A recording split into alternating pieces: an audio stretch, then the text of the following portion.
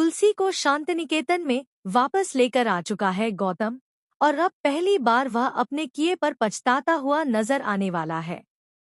आखिरकार गौतम तुलसी और मिहिर दोनों से माफी मांगने वाला है। वह अपने परिवार के साथ शांतिनिकेतन लौट तो आया है, लेकिन उसके मन में अभी भी कई सवाल और दर्द छिपे हुए हैं। जी हाँ दोस्तों, क्योंकि सास भी कभी बहू थी की कहानी अब एक ऐसे ट्विस्ट की तरफ बढ़ रही है जहां रिश्तों की असली परीक्षा होने वाली है। कहानी में आप देख रहे हैं कि मेहर लगातार कोशिश कर रहा है तुलसी को मनाने की। वह कोई भी मौका नहीं छोड़ रहा है, क्योंकि उसे एहसास है कि गलती मिहिर से हुई है। लेकिन यहाँ पर तुलसी भी अपने फैसले पर अडिग है। उसने साफ तौर पर तय कर लिया है कि वह शांतिनिकेतन यानी वीरानी हाउस में वापस नहीं लौटेगी और ना ही वह मिहिर को माफ करेगी। हालांकि एक माँ होने के नाते उसने यह जरूर कहा है कि वह अपने बच्चों के लिए हमेशा आती जाती रहेगी। लेकिन एक पत्नी के रूप में उसने अपने रिश्ते से दूरी बना ली है, और यह दूरी अब पूरे परिवार पर भारी पड़ती नजर आ रही है। दूसरी तरफ पुनी और ऋतिक की शादी तो हो चुकी है, लेकिन असली ड्रामा अब शुरू होने वाला है। शादी के बाद जो हंगामे होने वाले हैं वह पूरे परिवार को हिला कर रख देंगे। यहाँ पर कोई भी रिश्ता पूरी तरह मजबूत नहीं है, चाहे करण और नंदिनी का रिश्ता हो, गौतम का हो या फिर अजय और परी का। हर रिश्ते में कहीं ना कहीं दरार साफ नजर आ रही है। अजय और परी के रिश्ते को लेकर भी बड़ा ट्विस्ट सामने आया है। तुलसी ने मेहर के सामने साफ कह दिया है कि यह रिश्ता होना बहुत मुश्किल है। वजह साफ है, अजय की फैमिली के साथ जो कुछ हुआ वह बेहद गलत था। ऐसे में उनकी फैमिली का परी को स्वीकार करना लगभग नामुमकिन लग रहा है।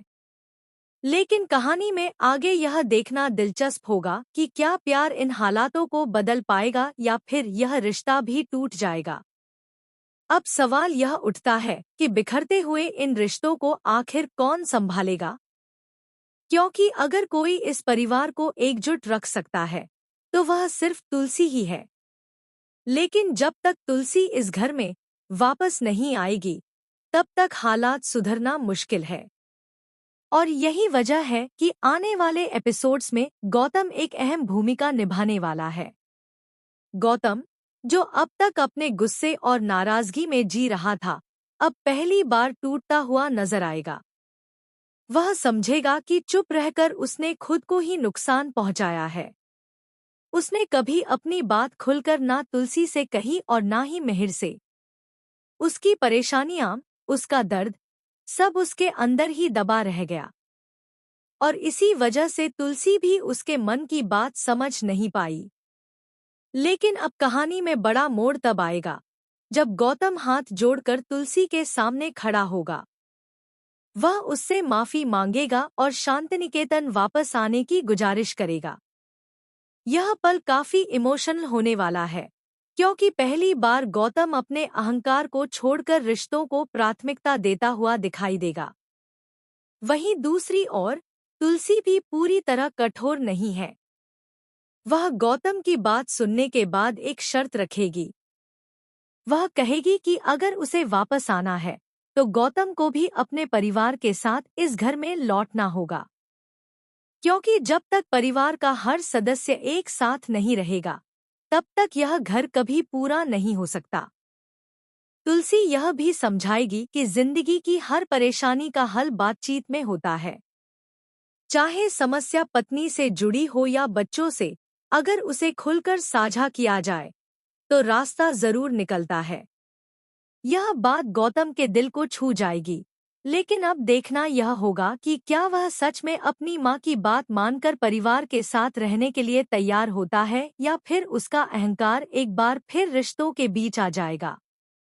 इसी के साथ कहानी में एक और बड़ा सस्पेंस जुड़ गया है, करण और नंदिनी का राज।